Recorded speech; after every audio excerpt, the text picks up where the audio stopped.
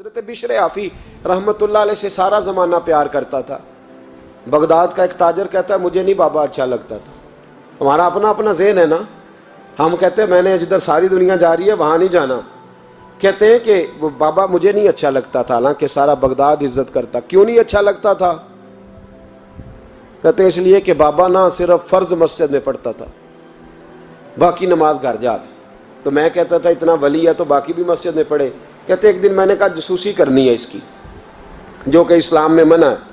کہتے حضرت بشر عافی رحمۃ اللہ علیہ نے جمعے کے فرض پڑھے, فرض پڑھ کے نکل گئے دوڑ کے. فرماتے ہیں میں پیچھے ہو گیا. میں نے کہا آج میں نے سنتیں چھوڑ دی ہیں پر اس کا پتہ کرنا ہے, سنت نفل بعد میں پڑھوں گا. کہتے ہیں حضرت بشر عافی جلدی سے نا ایک کباب والی دکان پہ گئے, وہاں سے کباب خریدے. اور میں نے کہا بوڑھے کی عمر دیکھو اور اس کے ذائقے دیکھو, اس عمر میں بھی کباب کھائے گا. اوئے ہوئے, مولوی کو روٹی نے ستایا تھا اس لیے سنت اور نفل چھوڑ آیا ہے. کہتے ہیں تھوڑا سا وہ آگے بڑھے تو نان بھائی کی دکان سے نا نان خریدے. میں نے کہا دیکھو یار, دیکھو اس کے ذائقے, گرم نان کھائے گا. بہت سارے لوگ بغداد میں رات کی روٹی کھاتے پر یہ گرم کھاتا ہے. کہتے ہیں حضرت وہ نان اور کباب لے کے نا جنگل کی طرف مڑے تو میرے دل میں خیال آیا یار بڑا ہی اس آدمی کا عجیب ذہن ہے, یہ اب سبزے پہ بیٹھ کے یہاں موج کرے گا, کھائے پیے گا, اور سنت نفل چھوڑ دی. اللہ ہزاروں مرید ہیں. کہتے ہیں حضرت جنگل میں داخل ہوئے, تھوڑا سا سفر کیا تو کچی آبادی آ گئی. کچی آبادی, ایک کچے مکان کی ٹوٹا ہوا دروازہ, باہر سے کنڈی لگی. بغداد کے ننگے پاؤں چلنے والے ہزاروں مریدوں کے اس پیر نے کنڈی کھولی, اندر گئے. ایک فالج زدہ بابا جی بیٹھے. کہتے ہیں حضرت بشر عافی نے اپنی پگڑی کھولی اور اس آدمی کے منہ سے پانی نکل رہا تھا, رال ٹپک رہی تھی.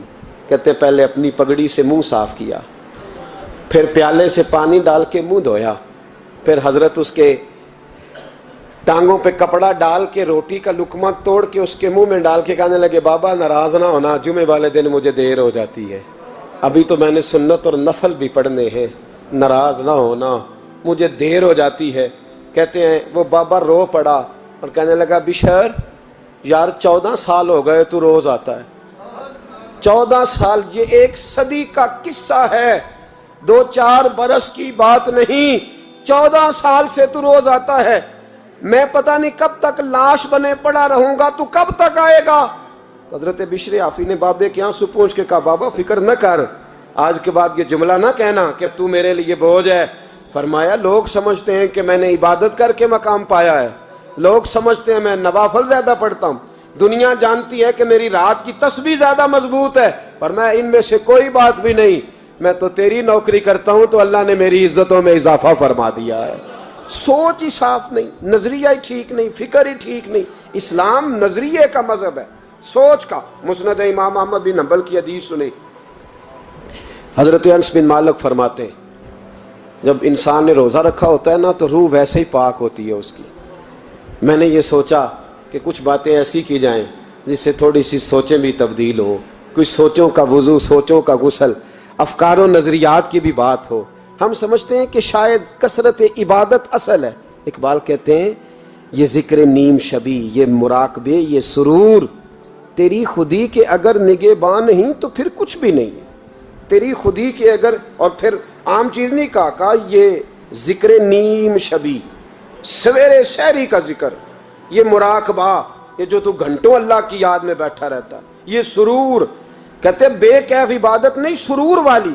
یہ ذکر نیم شبی, یہ مراقبے, یہ سرور, تیری خودی کے اگر نگہباں نہیں, اگر تیرے نظریے کو نہیں بدل سکے, تیری سوچ نہیں بدل سکے, تیرا ایمان مضبوط نہیں کر سکے, تیری خودی کے اگر نگہباں نہیں تو پھر کچھ بھی نہیں.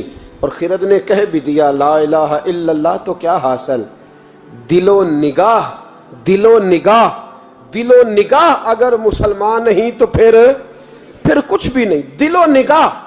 اقبال کہتے ہیں ایک دل کا کلمہ پڑھ, دوسرا نظر کا کلمہ پڑھ, ان پہ پابندی لگا.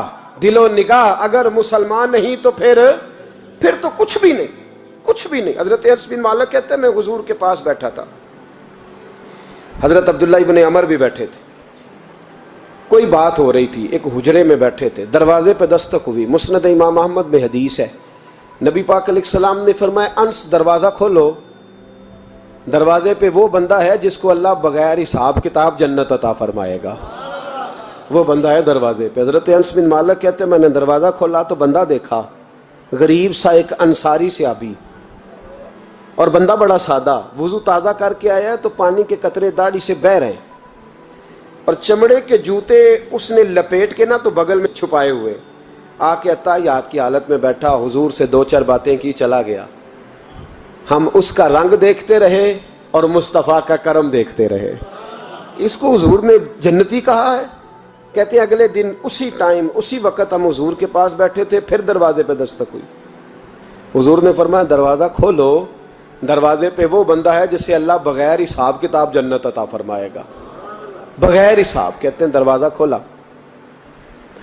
اور جیسے ہی میری نظر پڑی، بندہ بھی وہی ہے جو کل آیا تھا، اور انداز بھی وہی ہے جو کل تھا، اسی طرح پانی کے قطرے، اسی طرح جوتے بغل میں، السلام علیکم، کل حضور فلاں بات کی تفصیل پوچھنی مجھ سے رہ گئی تھی، غلطی ہوگی، دوبارہ آیا ہو۔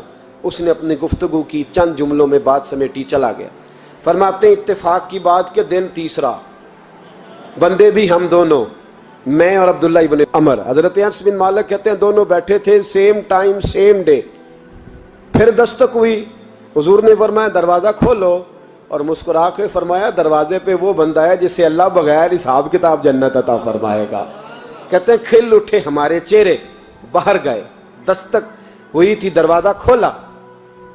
فرماتے ہیں مجھے یقین تھا وہی ہوگا جو 2 دن پہلے آیا تھا، اور میرے یقین کے مطابق ہی کام ہوا، وہی بندہ تھا جو کل بھی تھا، جو پرسوں بھی تھا، حالت اور کیفیت اور انداز بھی وہی تھا۔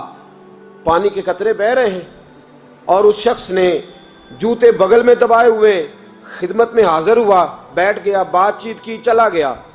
حضرت انس بن مالک کہتے ہیں تھوڑی دیر ہوئی تو حضور بھی تشریف لے گئے۔ حضرت عبداللہ ابن عمر مجھے کہنے لگے یار ویسے کتنے اس کے نصیب ہیں، کتنے نصیب ہیں، کوئی آیا لے کے چلا گیا، کوئی آیا لے کے چلا گیا، کوئی عمر بھر بھی نہ پا سکا، میرے مولا تجھ سے گلا نہیں، یہ تو اپنا اپنا نصیب ہے، یہ تو اپنا اپنا، اور نہ کسی کے حال پہ طنز کر، نہ کسی کے غم کا مذاق اڑا، وہ جسے چاہیں جیسے نواز دے، یہ مزاج لطف رسول ہے صلی اللہ تعالی علیہ وسلم۔ کہتے ہیں ہم لوگ گفتگو کرنے لگے، عبداللہ ابن عمر مجھ سے کہنے لگے یار ویسے پتہ کرنا چاہیے یہ کون سا عمل کرتا ہے، پتہ کرنا، جیسے ہم نہیں پتہ کرتے کہ یہ بندہ بڑا چمک گیا، پتہ کرو کون سا کاروبار کرتا ہے، ذرا اس کی جاسوسی تو کرو۔ اور بندے بھی بڑے سمجھدار ہیں، وہ سائیڈ بزنس نہیں بتاتے، وہ کہتے ہیں وہ جو میرا علیحدہ ہے وہ نہیں بتانا، کہیں یہ نہ شروع کر لے۔ حالانکہ انسان کے پاس جو خوبی، جو اللہ نے اسے دولت دینی ہوتی ہے، وہ اپنا اپنا نصیب ہوتا ہے، وہ گھر میں بیٹھے بھی اللہ عطا کر دیتا۔ وہ کہتے ہیں کہ پتہ کرو کیا عمل کرتا ہے، تو حضرت عبداللہ ابن عمر کہتے ہیں میں اس کے پیچھے ہو گیا، اس سے سلام لی، تو میں نے کہا مجھے 2-3 دن کے لیے مہمان بنا لو گے، مان نہ مان میں تیرا مہمان، 2-3 دن کے لیے مہمان بنا لو گے؟ تو کہتے ہیں مجھ سے کہنے لگا کوئی گھر میں جھگڑا ہو گیا، کیونکہ پڑوس میں تو تمہارا، قریب ہی تو تمہارا گھر ہے، میرے مہمان بننے ہو، کچھ جھگڑا ہے؟ تو میں نے کہا چلو ایسے ہی سمجھ لو، پر مجھے مہمان بنا لو۔ کہتے ہیں میں 3 دن اور 3 راتیں اس شخص کے ساتھ رہا، وہ کتنا صدقہ کرتا ہے میں نوٹ کرتا رہا، نماز کتنی پڑھتا ہے، اس کا کیا، میں چاہتا تھا کہ وہ عمل مجھے ملے، اس کی برکت سے مصطفیٰ نے اسے 3 مرتبہ جنتی فرمایا ہے، تاکہ وہ کیفیات مجھے بھی ملیں۔ حضرت عبداللہ ابن عمر کہتے ہیں کہ میں نے کوئی خاص چیز نہیں دیکھی، وہ عشاء پڑھتا تو فجر تک بستر پہ کروٹیں لیتا، اور میں الحمدللہ اٹھ کے تہجد بھی پڑھتا، نوافل بھی پڑھتا۔ کہتے ہیں وہ 1 سپارہ پڑھتا، میں 3 پڑھتا۔ فرماتے اس نے 3 دنوں میں کھجور بھی صدقہ نہیں دی، کہ کھجور بھی، اور میں نے بڑے بڑے غریبوں کی مدد کی۔ میں کہنے لگا کہ عمل تو میرا زیادہ ہے اس سے، پھر خوبی کیا ہے؟ خاص توجہ کرنا، اسلام اور دین کا جو فکری اساس، جو فکری اساس ہمیں صحابہ نے دی۔ حضرت عبداللہ ابن عمر کہتے ہیں میں نے تیسرے دن اسے کہا بھائی اللہ تیرا بھلا کرے، تو نے بڑی خدمت کی، میں نے جانا ہے میرا کوئی جھگڑا نہیں ہوا تھا، میں تو بس تیرا عمل دیکھنے آیا تھا کہ تو عمل کیا کرتا ہے۔ تو وہ صحابی کہتے ہیں مجھے کہنے لگے یار تو میرا عمل دیکھنے آیا تھا، مجھے بتا تو صحیح کیا نے، اور کیوں دیکھنے آیا میرا عمل، تجھے کیا ضرورت پڑی میری جاسوسی کی؟ تو کہتے ہیں مجھ سے جب اس نے سوال کیا تو میں نے اس کو کہا بھائی تو 3 دن آیا ہے نا ہم بیٹھے ہوئے تھے؟ کہا ہاں میں آتا رہا ہوں۔ کہا 3 دن نبی پاک نے فرمایا اللہ تجھے بغیر حساب کتاب جنت عطا فرمائے گا۔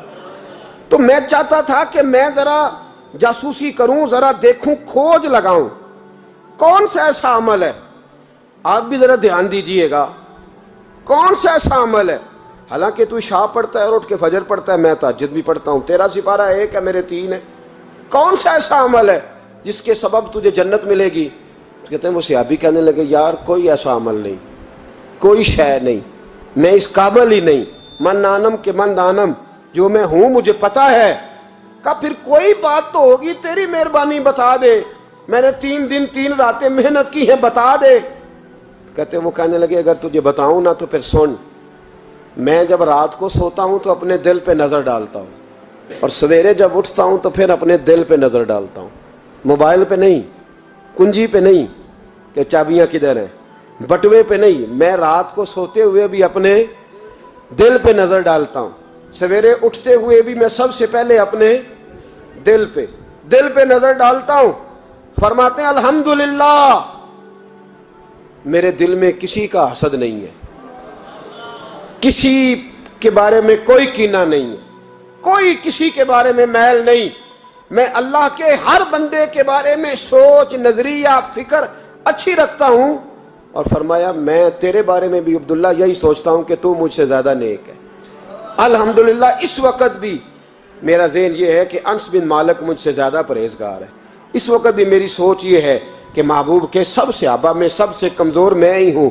نابد عبداللہ ابن عمر کہتے ہیں میں نے اس کا ہاتھ چوما، میں نے کہا سمجھ آ گئی ہے، تیرا نظریہ، تیری سوچ پکی اور سچی مسلمان ہے، تو دل اور روح کا مسلمان ہے، تو نظر اور روح کا مسلمان ہے۔